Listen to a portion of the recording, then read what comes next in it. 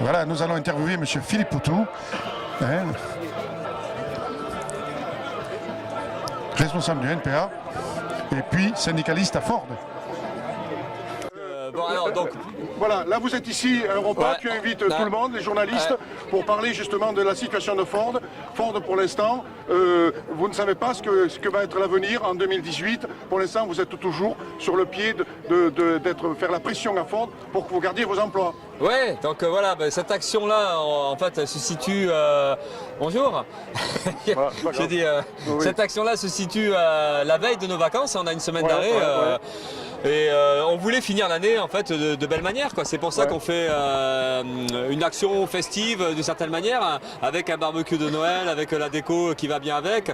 Bon voilà, donc c'était aussi cette idée qu'on avait besoin de se retrouver, de manger ensemble, de discuter ensemble et de passer un bon moment pour finir l'année, parce que cette année a été difficile et l'année prochaine sera très difficile, on le sait, parce que on a des grosses inquiétudes sur les intentions de Ford et on va plus vers la fin d'activité d'une usine, la fin d'un site, plutôt que l'inverse qui serait la continuation de l'activité. Donc en fait, cette idée aujourd'hui, faire la bataille, c'est se retrouver et ne pas démoraliser et puis préparer la suite. Et la suite pour nous, c'est l'année prochaine. Ce serait, on aimerait bien en tout cas arriver à construire une véritable mobilisation pour bousculer Ford et pour imposer à ce que pour que Ford apporte des solutions et c'est-à-dire des nouvelles activités pour que Ford investisse. Donc on est dans cette idée-là. Donc ça veut dire une grosse bataille, ça veut dire arriver à mobiliser les salariés.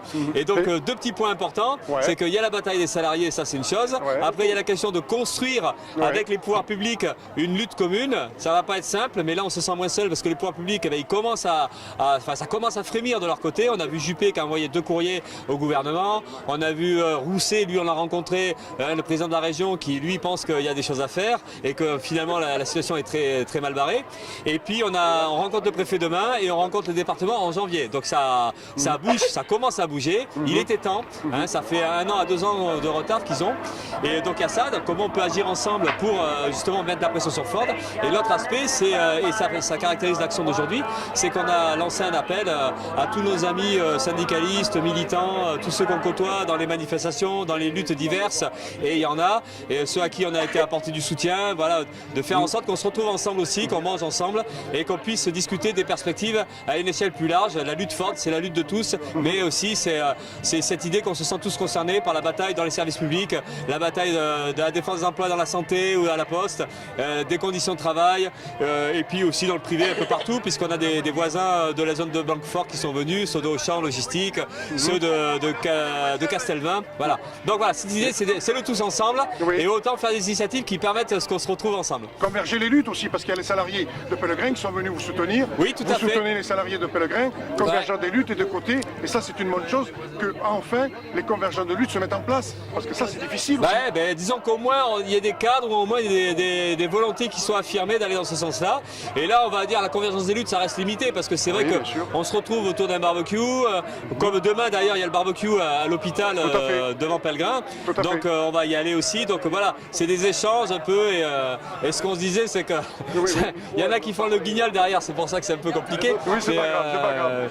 Mais l'idée ce serait de faire plein de barbecues dans la période qui vient et à un moment donné déboucher sur des vraies convergences de lutte.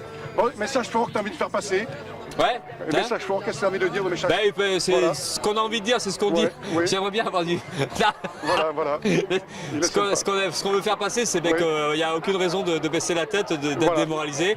Les temps sont durs, mais il faut résister. C'est ce qu'on essaie de dire, quoi, dans la bonne humeur et en lâchant rien, quoi. On se revoit en 2018 pour les combats. Et peut-être en 19 aussi. Merci à toi.